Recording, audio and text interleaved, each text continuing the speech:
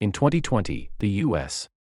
insurance industry's net premiums written totaled $1.28 trillion. Prepare to take your career to the next level with the Insurance Agents Academy. Gain the skills you need for success, and get all the training necessary to start your new career. If you're looking to get into the insurance industry, make sure to visit our channel and take advantage of our lessons and resources. You'll be able to find the proper courses to help you pass the test and so much more. We provide insurance agent education, refresher courses, and continuing education courses to help you be a successful insurance agent. Our courses are designed to help you pass your state exams, build your knowledge and skills in the industry. Learn everything you need to know to be a successful insurance agent with our academy. We have the most comprehensive and up-to-date content for all things insurance. Subscribe if you find value in our contents. 7 tips for passing your life and health insurance.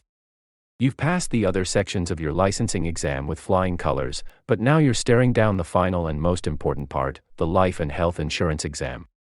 Your future depends on your ability to pass this test, so don't leave anything to chance. These 7 tips will help you make sure that you get the best possible score on your life and health insurance licensing exam. 1. Familiarize yourself with the questions. Life and health insurance exams are not easy by any means. But, if you put in the work to study, there's a good chance you'll pass your exam. That is, of course, if you know what you're doing. If you've been dreading these exams for some time now because it always feels like there's no one who can tell you what to study, then don't worry. 2. Make sure you don't stress about taking the test. When you're studying to take your life and health insurance exam, don't worry too much about making a perfect score on the test. It's possible to pass with as little as 3 mistakes.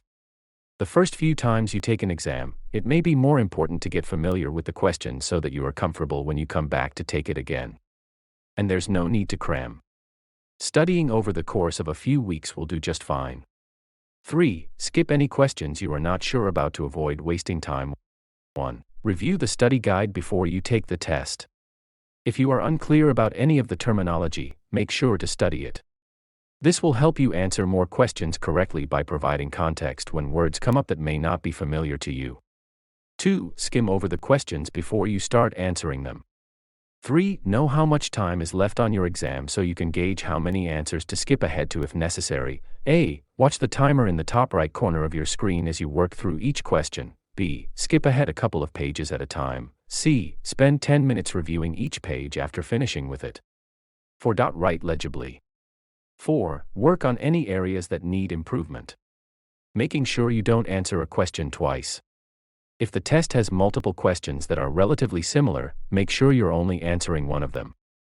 We've seen people try to take care of multiple issues by answering both, but this won't do much to help your score because they'll be marked wrong if they repeat themselves in different wording, or even answers that seem similar enough to be copy-pasted without thinking about it first. One of the most common reasons why we see students struggling on their exams is due to lack of sleep, so make sure you get plenty of rest beforehand. 5. Use study aids if necessary. If you have been preparing to take the life and health insurance exam, the time has come.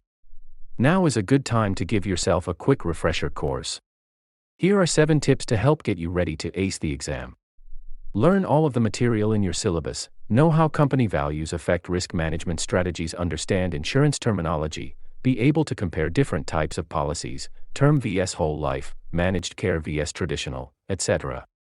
6. Get plenty of sleep before exam day. Getting enough sleep is critical before exam day, because lack of sleep can impair your thinking abilities, which in turn can lead to increased errors on the test. Consider these guidelines, figure out what time you need to be awake by so that you can plan how much sleep you should be getting the night before. Try not to go past 10 p.m., be careful about consuming too much caffeine or alcohol in the days leading up to your exam.